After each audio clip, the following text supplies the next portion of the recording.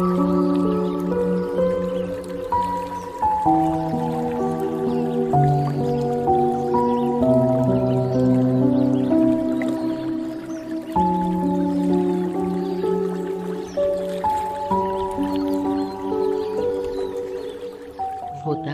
е със собствен нрав. При нея няма правила и закони.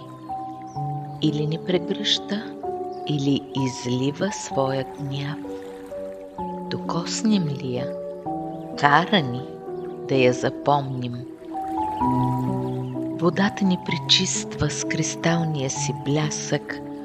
Всяка емоция в нас следи, засмуква нежно като вакуум или ни поема с трясък, но винаги отмива тъгата и нашите сълзи.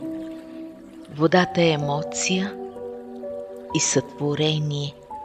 Тя е жажда за любов и копнеж. Водата е най-красивото движение. Тя води към съвършенство нашия стремеж.